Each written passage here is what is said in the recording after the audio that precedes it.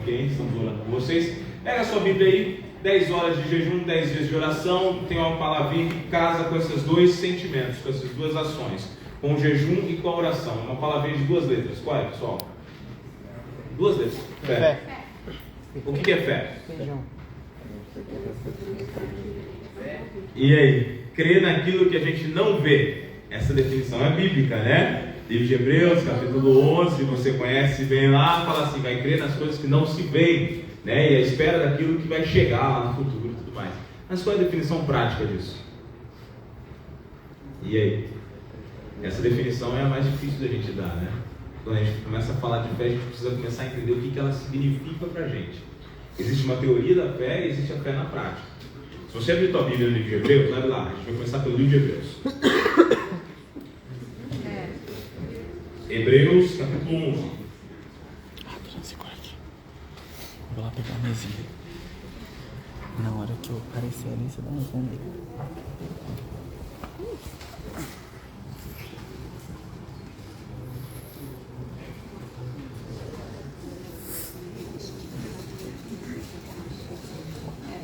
Hebreus 11, versículo 1, 2, a gente vai ler aí, depois o 3, tá legal? Obrigado, Bruno. Hebreus 11, versículo 1, 2, achei na sua Bíblia, diz assim: ora, a fé é a certeza de coisas que se esperam, a convicção de fatos que se não veem, pois pela fé os antigos obtiveram o testemunho. Pela fé entendemos que foi o universo formado pela palavra de Deus, de maneira que o visível veio existir das coisas que não aparecem. Essa é a definição de fé da teoria. Mas é curioso que essa definição o autor de Hebreus coloca na Bíblia depois de ele falar algo muito importante, que está nos versículos anteriores do capítulo 10. Dá uma olhadinha nos últimos versículos aí, que vai dizer assim no versículo 37: porque ainda dentro de pouco tempo, aquele que vem virá e não tardará. Todavia, o meu justo viverá pelo quê? Pela fé. E se ele retroceder, nele não se compraz a minha alma. Nós, porém, não somos os que retrocedem para a perdição. Somos o quê? Da fé para a conservação do quê? Da alma. Percebe aqui uma coisa. Vem aqui comigo agora, isso é importante você entender. Todo o capítulo 10 de Hebreus é um capítulo altamente teológico, no qual o autor de Hebreus vai te falar que Jesus é a sua única porta de salvação, que é o único que fez o sacrifício por você e que por isso ele tem o direito de te salvar. Ele é o autor da salvação. Depois que ele fala de tudo isso, ele termina o capítulo 10 dizendo o seguinte: porque ainda dentro de pouco tempo aquele que vem virá e não tardará. Quando ele fala disso, ele chega no ápice do capítulo, te dando a maior esperança. Olha, Jesus que te salvou está voltando para te buscar. Isso é maravilhoso. Só que depois que ele fala isso, ele fala assim: todavia, o meu justo vai ter que viver pela fé. Ou seja, até que Cristo venha, você vai precisar de fé. Normalmente os autores bíblicos, quando fazem essa aplicação da fé, eles usam uma palavra que não está nesse texto, mas está numa série de outros textos semelhantes, que é a palavra perseverança. Deixa eu te fazer uma pergunta: em que contexto se aplica perseverança? Me ajuda aí, pessoal. No dia a dia. No dia a dia você precisa de perseverança. Mas para que você precisa de perseverança? Para manter firme a fé. Para manter firme a fé, exatamente, muito bom. Mas em outros contextos, fora do contexto de fé, para que mais você precisa de perseverança? Vou ilustrar. Alguém aqui gosta de chocolate? Ama chocolate, gosta muito de chocolate, né? Quem está comigo lá no momento sabe que eu sou chocolate, você tem que lutar contra chocolate. E assim, deixa eu fazer uma pergunta: quem gosta de chocolate? Você precisa perseverar para você comer, quem sabe, meia caixa de bombom? Não. Para comer uma caixa inteira, você não precisa de perseverança. De jeito que você vai tranquilo, aí você come uma caixa inteira de bombom. Agora, para você acordar no inverno às 5 da manhã, tá? Você sair para trabalhar no meio da chuva, encarar 12 horas de trampo, o seu patrão que não te reconhece, ganhando um salário que não é digno do que você acha que merecia, que tem um trabalho chato durante toda a semana, durante todos os meses do ano, você precisa de perseverança? Muita. Então percebe uma coisa: perseverança não é para contextos de facilidade, perseverança é para contexto de dificuldade, de desgaste. São contextos nos quais você vai ter obstáculos diante de você e por isso você vai precisar de perseverança. Agora, quando a Bíblia está te falando assim, o justo vai viver, olha, Cristo está voltando, mas o meu justo vive pela fé. Ele é um perseverante que caminha pela fé. Isso significa que o seu contexto não vai ser de quê? Facilidade. Vai ser um contexto de dificuldade. E para passar por esse contexto, você precisa de ter fé. E aí vem o detalhe. O mundo vai trabalhar pelo Espírito da fé. E como que ele trabalha pelo Espírito da fé? Vou te dar um exemplo. O cristianismo de hoje acredita, muitas pessoas lá fora acreditam, sendo cristãs, que Deus está no céu como um mágico. E toda vez que eu preciso e faço uma oração, ele tem que fazer o quê? Responder. E como é que ele tem que responder? Tem gente que ora assim, ó: Senhor, eu estou precisando de um carro, mas eu estou precisando de um Jetta branco 2023, 4 portas com ar-condicionado, não precisa ser 0 km, mas até 10 mil quilômetros está bom, e eu queria com banco de couro se possível e kit multimídia, dá para ser, Senhor? Aí já abre o olho, olha assim, não chegou ainda: Senhor, é que eu estou precisando muito, por favor me ajuda, manda o quanto antes. E a gente vai tentando fazer o quê? Conduzir quem? Deus. Aí eu vou te lembrar de uma oração que você faz, aprendeu a fazer quando você era criança: Pai nosso que estás nos céus, santificado seja. Que mais? Continua. E mais?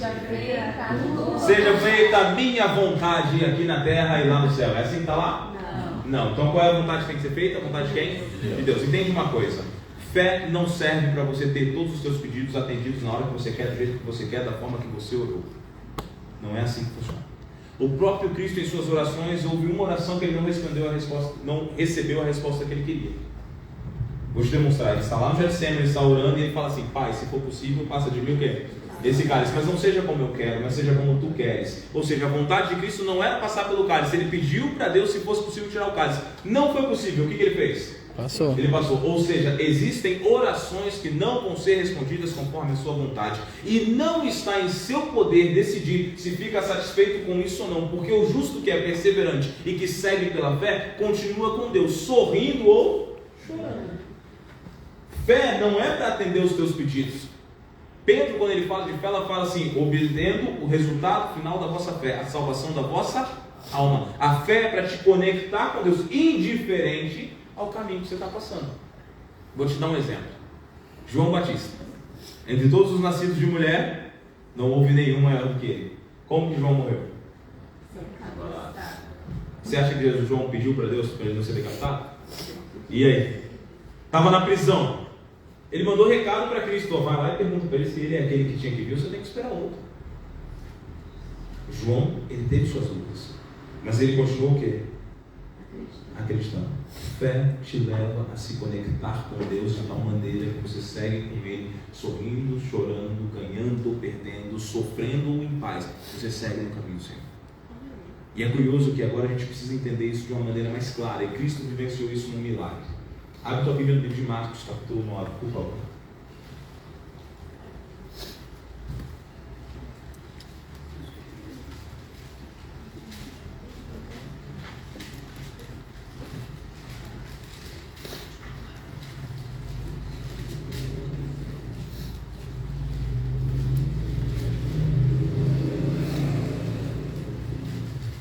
Livro de Marcos, capítulo 9, a gente vai ler versículo 14 em diante. Antes da gente ler, eu vou te contextualizar.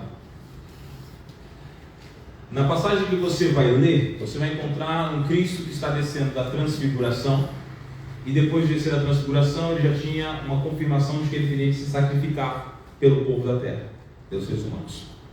Normalmente, por onde Cristo passava, dezenas de pessoas o seguiam.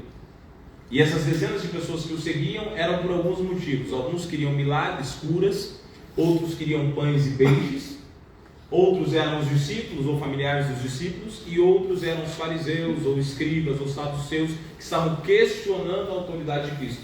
Isso dava ali em alguns momentos algumas dezenas de pessoas e em alguns outros momentos centenas de pessoas. É curioso que no texto que nós vamos ler, Jesus está descendo do monte. Quando ele desce do monte, ele vai encontrar a seguinte cena: os discípulos e os escribas estão discutindo. É o versículo 14. E quando eles estão discutindo, Cristo imediatamente vai conversar com eles. Vamos à Bíblia. Olha o que há. Quando eles se aproximaram dos discípulos, viram numerosa multidão ao redor e que os escribas discutiam com eles. E logo toda a multidão, ao ver Jesus, tomada de surpresa, correu para ele e o saudava. Então ele interpelou os escribas: que é que discutem com eles? E um dentre a multidão respondeu: Mestre, trouxe-te meu filho possesso no espírito imundo, e esse onde quer que o apanhe, lança-o por terra, e ele espuma, ri os dentes e vai definhando. Roguei a teus discípulos que o expelissem, e eles não o puderam. Para que a leitura, volta aqui para mim. Primeira coisa que chama a nossa atenção: o que eles estavam discutindo? A Bíblia não nos diz, mas nós podemos, até quem sabe, pelas várias discussões que existem entre os fariseus e os discípulos, imaginar que um dos tópicos da discussão era se Cristo era ou não era o Filho de Deus. Porque os fariseus e os escribas normalmente queriam mostrar que Jesus não era o Filho de Deus e assim minar a autoridade de Cristo. Por outro lado, os discípulos estavam no afã e na vontade de defender a autoridade de Cristo e por isso sempre afirmavam: Jesus era o Messias, o Filho de Deus. Enquanto eles estão discutindo, o povo todo está ali, Jesus pergunta assim: cara, mas por que vocês estão discutindo? E de repente surge alguém que está no meio da multidão, alguém que está olhando toda aquela discussão e não está preocupado com o que eles estão discutindo, alguém que tinha uma necessidade real. E esse homem surge no meio da multidão e fala assim: mestre, é o seguinte, eu tenho meu filho e tem um espírito imundo que quando pega ele, joga ele no chão, ele ri os dentes, ele se arranha todo, ele fica ali sofrendo e é uma situação terrível. É curioso que quando a gente lê na Bíblia, algumas pessoas podem pensar assim: esse menino estava possesso.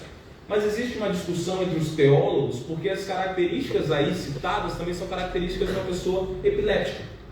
Então não existe uma definição clara: olha, era uma possessão demoníaca ou era um ataque de epilepsia. O fato é que isso já estava atormentando esse menino já fazia muito tempo. Só que o mais curioso é que quando o pai apresenta o menino, ele fala assim: eu trouxe ele para os teus discípulos e eles não puderam fazer o quê? Nada. Aqui é que está o X da questão. Os discípulos de Cristo eram conhecidos como seguidores de Jesus e as pessoas esperavam dos discípulos receber quase que as mesmas coisas que recebiam de quem? De Cristo.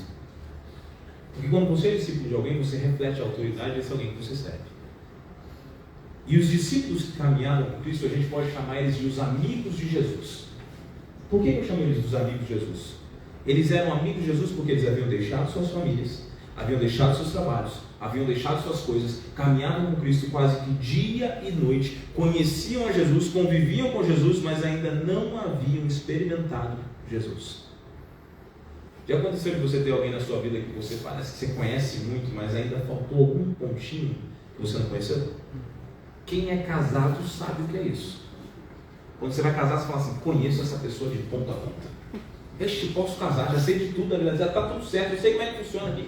Já está tudo certo, sei todas as manias, já sei a chatice, já sei os gostos, já sei as virtudes, já sei as qualidades, já sei tudo. Vou casar, vai dar certo. Quando você casa no primeiro dia, você fala assim: meu Deus, quem é essa mulher? Não conheci, é diferente. É curioso que até quem vai casar, já normalmente procura a gente, os pastores, e fala assim: pastor, vou casar. Aí tá aquele sorriso de quem vai casar, né? Os olhinhos brilhando, olhando para vou casar, vai ser uma bênção. Primeiro ano dizem que é maravilhoso. E só quem é casado sabe que o primeiro ano é o mais difícil.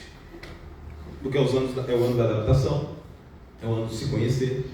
Eu me lembro que assim que eu casei, eu pensei no seguinte: eu gosto muito de sorvete. Se um dia eu for na sua casa e você quiser me alegrar, põe um pote de sorvete, você vai ter um menino de 6 anos ali sorrindo, assim, feliz ali comendo sorvete, sabe? Eu gosto muito de sorvete. Um dia, voltando para casa, minha primeira semana de casar, eu pensei assim: vou fazer um sorvete para minha esposa. O que eu vou levar para casa? Eu pensei assim: para mim, vou levar um potão de sorvete trufado, umas 2, 3 caixas de bis.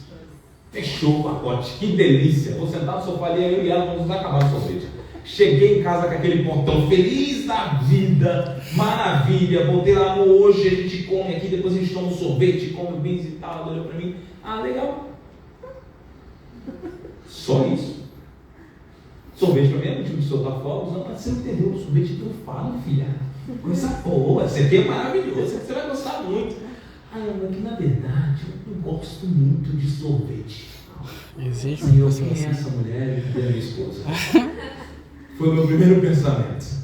Na verdade, depois de namorar e noivar, eu descobri o seguinte: a Rose até tomava sorvete comigo quando a gente era namorado, quando a gente era noivo. Mas sabe aquele negócio que eu estou fazendo para agradar? Sabe? Você só conhece quando? Quando você o quê? Casa, quando você vai conviver, quando você experimenta, quando você sabe quem é a pessoa. E é interessante que tem gente com Cristo que é amigo, conhecido, sabe quem é, sabe que vem, sabe onde ele está, sabe que tem que procurar, mas ainda não experimentou. Os discípulos tinham tudo para ter experimentado Jesus e ter intimidade com ele. Mas o fato é que na nossa história eles ainda não tinham alcançado isso. Curiosamente, do outro lado a gente tem os conhecedores de Deus. Quem são os conhecedores de Deus? Saduceus, escribas e fariseus. Os hipócritas. Esses homens eram conhecidos porque eles sabiam toda a Bíblia da época de ponta a ponta. Nesse caso, todo o Antigo Testamento.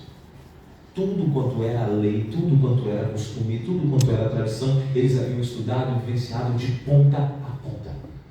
Se você fosse naquela época um judeu e você não fosse da casta deles, provavelmente por onde eles passassem você não ia querer estar na frente deles, para que eles não olhassem para você e pudessem achar em você algum defeito sobre o qual te julgar.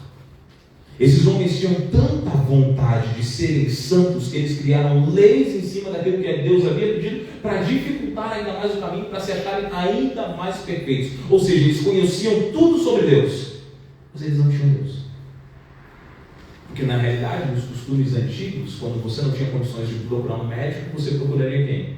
Os seus líderes religiosos, para então eles poderem assim te ajudar. Esse homem estava com um filho enfermo, mas nem os fariseus e nem os discípulos haviam podido ajudar esse homem. E aí Jesus ele detecta esse problema. Olha o seguinte versículo que nós vamos ler no nosso tempo. Nós estamos no versículo 18, 19. Então Jesus lhe disse: ó geração o quê? Incrédula, até quando estarei convosco? Até quando vos sofrerei? Trazei-mo. O problema daquela geração inteira era a falta de quê? De fé. Não era só daqueles que conheciam de Deus, eram também daqueles que se julgavam amigos de Deus. Porque na verdade você pode se julgar amigo, você pode se julgar conhecedor, mas se você não tem intimidade, você não é nada. Intimidade com Deus é a essência da vida cristã. E se nós fôssemos resumir isso em uma palavra, estou falando de comunhão. Como eu disse de manhã, é curioso que cada cristão que você vai ver ao longo da história bíblica e cada cristão que veio depois da história bíblica que fez a diferença, o primeiro passo era a comunhão. Porque Deus só habita naqueles que Ele tem intimidade e conhecimento. Não adianta você saber quem é Deus se você não convive com Ele. É curioso que quem é casado vai se lembrar, vai saber o que eu estou dizendo. Você casa com alguém que você vai conhecendo, os anos vão passando. E conforme os anos vão passando, você vai chegando até o limite de se conhecer pela troca de olhares. Já aconteceu com alguns que são casados aqui? Ali olhou diferente, você já sabe, já está falando isso, está falando aquilo, não gostou da roupa, não gostou disso, não gostou do sabor, e você já se entende. Passou mais uns anos, as manias, as chatices, os gostos, tudo está parecido. Pelo quê? Pela convivência. Com Deus é a mesma coisa. Você não fica fazendo a vontade de Deus porque você se obriga. Não. Você vai ficando mais semelhante a Ele através da convivência com Ele. É curioso que no meio da nossa cena onde nós estamos, Jesus fala o seguinte: então faz o seguinte, traz para mim o menino aqui, já que nenhum de vocês pode solucionar o problema, traz o menino para perto de mim. E já eles vão trazer o menino. Olha o que vai acontecer. Nós estamos no versículo 19 agora, se eu não me engano, não é isso? 20. E trouxeram-lhe. Quando ele viu a Jesus, o Espírito imediatamente o agitou com violência, caindo ele por terra, revolvia-se espumando. Perguntou Jesus ao pai do menino: há quanto tempo isso lhe sucede? Desde a infância, respondeu. E muitas vezes o tem lançado no fogo, na água para matar, mas se tu podes alguma coisa, tem compaixão de nós, faz o quê? Eu fico muito curioso com essa pergunta. Muito curioso. O que você pediria a Cristo se você estivesse diante dele? O que você pediria? Se você está diante de Cristo, teu Salvador, e Ele pergunta assim: há quanto tempo você está sofrendo? O que você precisa? O que você vai falar?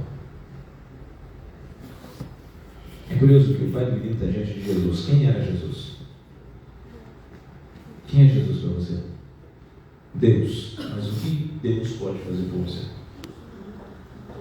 Tudo. Vou fazer uma pergunta diferente. O que Deus não pode fazer?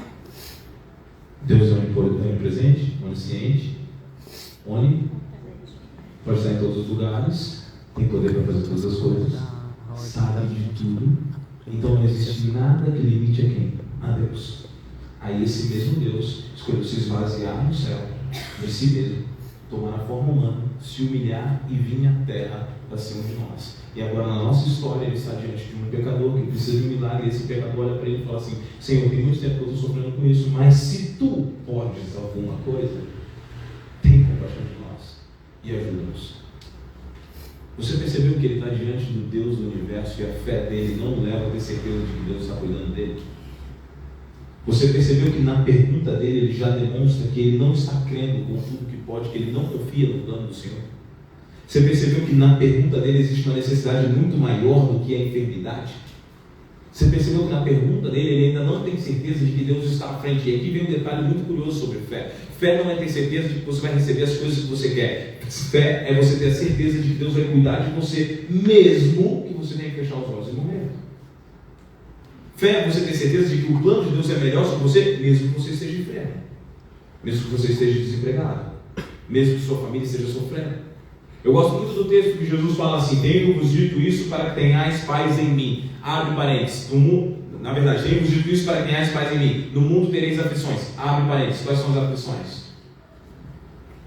Morte, dor, sofrimento, desemprego, fome, perseguição. O que mais pode vir?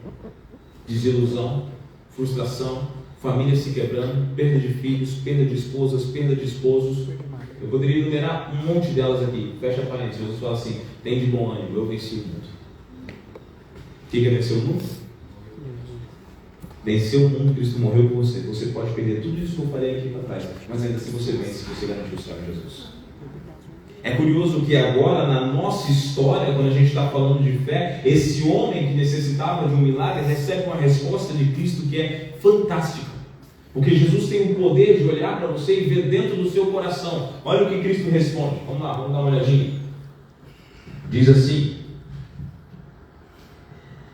versículo 23. Ao que lhe respondeu Jesus: se podes, tudo é possível a quem? Ao que crê. E imediatamente o pai do menino exclamou com lágrimas: eu creio, ajuda-me na minha falta de quê? Fé. De fé. Você percebeu que com a pergunta de Cristo, quando Cristo fala assim: se tu podes alguma coisa, tudo é possível que crê, Cristo identificou o verdadeiro problema. O verdadeiro problema não era o menino doente. O verdadeiro problema era um pai que não estava conectado com o céu. É por isso que agora a pergunta e o pedido muda. O pedido não é mais pela cura, o pedido agora é por fé. Porque o pai do menino sabia que tendo fé e estando conectado com Deus, qualquer outra situação ele poderia enfrentar. O pai do menino entendeu que o que ele realmente necessitava era Deus na sua história para enfrentar os problemas que viriam e não simplesmente a cura do seu filho. E é curioso que muitos de nós, muitas vezes, vamos aos pés do Salvador em nossas orações, e nossas orações se resumem simplesmente a pedidos superficiais que nós julgamos que necessitamos e esquecemos que o que nós mais precisamos é quem? É Deus. Me recordo quantas orações eu fiz que eu pedi a Deus simplesmente o que eu queria, e Deus me permite isso, porque a Bíblia diz que eu posso pedir. Entretanto, eu não pedia pela minha maior necessidade, a qual a Bíblia também sempre me exorta que eu peça, que é o quê? Deus, a presença de Deus na minha história. Fé não é simplesmente saber que Deus está lá. Fé é experimentá-lo para conviver com Ele todo o tempo. É curioso que agora no final do texto você vai perceber que depois que o pai do menino responde, exclama em lágrimas: eu creio, ajuda-me na minha falta de fé. Na sequência, toda a situação vai se resolver, porque o problema maior havia sido resolvido. Qual é o problema? Fé. Nós estamos em 10 dias de oração, 10 horas de jejum. Deixa eu te perguntar uma coisa: o que você tem pedido para Deus? O que tem ido nas suas orações? Qual tem sido a sua principal súplica? Existem pessoas que se limitam a pedir as gotas dos céus. O que eu chamo de gotas dos céus? Pai, eu estou precisando disso aqui específico, eu estou precisando desse emprego, estou precisando desse carro, estou precisando dessa cura, estou precisando desse alimento, estou precisando dessa casa. Tudo isso é maravilhoso, tudo isso é nobre. Mas se Deus já é uma constante na tua vida, Ele vai cuidar do resto. Se você está pedindo só isso, significa que você está esquecendo o que você mais precisa. Então as nossas orações deveriam ser invertidas. Em vez de nós pedirmos aquilo que nós julgamos que necessitamos, nós deveríamos orar: Senhor, vem, faz parte da minha vida e cuida dos meus dias. Vai à frente, cuida de mim. E é curioso que quando Deus cuida, as coisas acontecem. Eu me lembro de uma história, e com essa história eu termino, de os missionários africanos, que na verdade missionários que foram para a África. Essa história data de 1930, 1940, já há quase 100 anos. Esses homens, esse casal no caso, foi para a África e nesse lugar onde eles estavam trabalhando pela igreja. Era um casal que fazia a obra médico-missionária. Ao chegar no lugar mais retirado, onde era muito frio, começaram a atender muitas pessoas e de repente uma senhora se aproximou. Essa senhora tinha um bebê já pequeno, de 2 ou 3 anos, e essa senhora estava grávida, pronta para dar à luz. Eles atenderam, mas durante o parto, infelizmente, a mãe faleceu. Não havendo quem cuidasse das 2 crianças, esse casal de missionários agora basicamente adotou essas crianças e começou a cuidar dessas crianças. A criança, o bebê recém-nascido, tinha fortes problemas respiratórios. O local que eles estavam era muito frio. Então, durante alguns anos, enquanto a criança ia crescendo, era um costume comum que na época do frio os pais aquecessem bolsas de águas quentes, térmicas, e colocassem ali ao redor da cama para aquelas crianças poderem dormir mais aquecidos. Se assim não fosse, o bebê que era menor sempre tinha problemas respiratórios fortíssimos, e devido à carência do local e o lugar onde eles estavam serem muito difícil, não havia outro tipo de tratamento, então eles iam fazendo o melhor que podiam. 2 ou 3 anos se passaram nessa situação, e de repente um dia as bolsas de água quente simplesmente amanheceram furadas. De repente a menininha, a irmã mais velha, chega para os pais e fala assim, no caso agora os pais, os médicos: o que nós vamos fazer? E os pais muito preocupados: olha, nós vamos pedir a Deus. E aqueles médicos missionários que eram cristãos já haviam ensinado essas crianças a sempre estarem na presença de Deus. E curioso que eles se reúnem para fazer uma oração. E nessa oração as palavras do Pai são as seguintes: Senhor, nós te pedimos que o Senhor continue habitando a nossa vida, nós pedimos que o Senhor continue cuidando da nossa família e que seja sempre feita a sua vontade. Quando eles terminam a oração, falam amém. A irmã mais velha, pede: eu também queria orar, uma oração só. E ela faz uma oração: Senhor, na certeza de que o Senhor vai cuidar de mim, de minha irmãzinha, de toda a nossa família, quando o Senhor mandar a solução para a gente, ou mandar o que meu papai pediu, manda também uma bonequinha. Que pedido inocente, né? De uma criança. Curiosamente, a história se segue, mas alguns dias se passaram. Situação difícil, a criança dormindo, passando por dificuldade, já ficando bem enferma. E de repente alguém bate a porta do casebre onde essa família morava. Olá, doutor. Chegou para o senhor uma encomenda no centro do povoado. Lá, de repente, o caminhão havia chegado. Você pode imaginar que naquele tempo não tinha carro com tanta facilidade. Então, quando o caminhão chegava, a cidade toda se reunia. E todo mundo lá onde se fazia a entrega das encomendas. E, de repente, o doutor chega naquele lugar para recolher sua encomenda. E ele pega uma caixa e ele começa a abrir aquela caixa. E a menininha está ali junto com ele. A mulher está ali junto com ele. De repente, quando ele vai abrir na caixa, ele puxa de dentro da caixa. Ele puxa... O que ele puxa, pessoal? A boneca ou a bolsa de água quente? O que vocês acham que foi? Todo mundo quer a boneca, né? Mas não foi a boneca. O que ele puxou? As bolsas de água quente. Quando ele puxa as bolsas de água quente, a menininha começa a saltar do lado dele, muito feliz. E por que ela começa a saltar? Porque ela fala assim: tira minha bonequinha. E o que estava no fundo da caixa? A boneca. Sabe o que é curioso dessa história, desse relato dos missionários? É que a caixa havia sido enviada dos Estados Unidos 4 meses antes daquele dia. Ou seja, muito antes daquelas orações, Deus já havia enviado bolsas de água quente, suplementos e uma boneca que seria a resposta de uma oração de uma criança. Deus conhece a sua necessidade muito antes de que você tenha. Deus conhece os seus pedidos muito antes de que você os faça. Deus conhece suas súplicas que você tem muito antes que o seu coração formule elas. A única coisa que você precisa é confiar em quem? Em Deus. É por isso que a Bíblia diz lá assim, lá em Jeremias capítulo 17: bendito o homem que confia no Senhor. Fé é confiança, fruto de uma intimidade, fruto de uma convivência, fruto de um fato que você se entregou por completo ao Senhor e você vive com Ele todos os dias sabendo que Ele cuida da sua história. Então nas suas orações você não precisa incluir os seus pedidos mais necessários.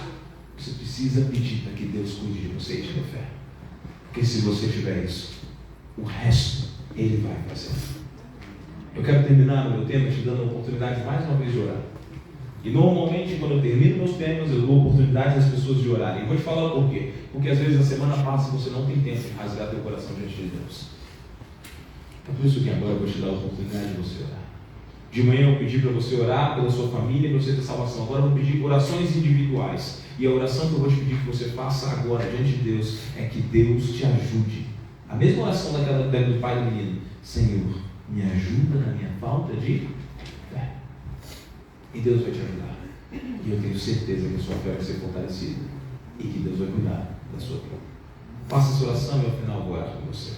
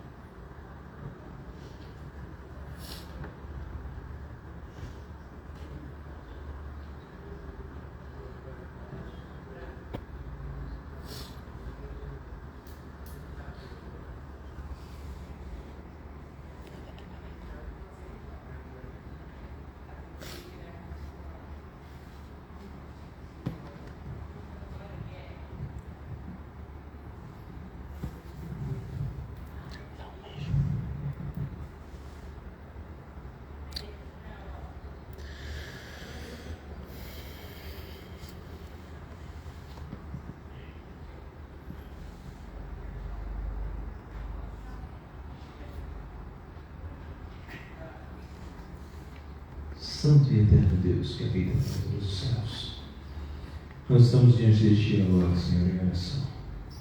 Temos um pedido: ajude-nos na nossa falta de fé. Queremos ter fé para estar conectados contigo, fé para vivenciar o Evangelho, fé para seguir adiante perseverante até o dia que o Senhor volte nas nuvens dos céus, fé para estarmos em Tuas mãos poderosas, ó Pai. E é por isso que nós te pedimos: fortalece, Senhor, esta fé. Ajuda-nos, Senhor, a cada dia confiarmos em Ti, desenvolvermos mais intimidade contigo. Se alguém entrou aqui esta tarde, quem sabe com a sua fé quebrantada, quem sabe com o seu espírito abatido, nós te pedimos, ó Deus, que cada um dos que aqui estão possam ser reavivados pela Tua presença. Amém. Possam ter a sua fé fortalecida pela Tua mão poderosa e receber do alto a porção dobrada do Teu Santo Espírito. Amém. Derrama sobre esta igreja, Senhor, a Tua sabedoria, a Tua força, Senhor. Que esta igreja possa ser a cada dia guiada por Tuas mãos e que cada um desses irmãos possa estar tão perto de Ti que por onde eles passarem as pessoas possam ver que eles servem ao Deus de Israel. Amém. Toma, Senhor, o pastor Naftali em Tuas mãos poderosas e que este servo Teu continue sendo uma bênção, um instrumento Seu, tanto ele quanto a sua família, para guiarem esta igreja na direção dos céus. Abençoe o distrito de Mococa a cada dia, que esse distrito possa ser, Senhor, um pedacinho dos céus. Amém. Fica conosco, obrigado por tudo, em nome de Jesus. Amém. Amém. Que Deus abençoe cada um de vocês. Eu já me despeço daqui, pastor Naftali, nós vamos seguir para o restante do dia. Só um recado para os diretores de jovens: se você ainda não se inscreveu na nossa programação da imersão, se inscreve, porque senão você vai perder. Você tem que estar lá. E o pessoal de Mocó quer aqui no coração, estava junto comigo lá no acampamento de carnaval. Eu quero ver vocês lá agora na imersão. Deus abençoe cada um de vocês, amigos. Obrigadão, pastor Gabriel, por ter estado conosco aí, viu? Vamos dar uma saudação no altar, pastor Gabriel. Pastor, volte sempre aqui ao distrito de Mococa, viu? Nós sempre temos o prazer de receber de braços abertos. Tá falando aqui, Gabriel, outro Gabriel agora ali, né? Ele vai fazer um jotão daqueles lá pro pastor ir, né? Jotão aí, o negócio treme aqui, pastor. O negócio treme, Vamos fazer uma selfie com todo mundo? Eu quero bora, tirar uma foto. bora, galera, fazer uma selfie aqui. Bora chamar os bravadores aqui na frente, aqui, né? Quem tá com a sua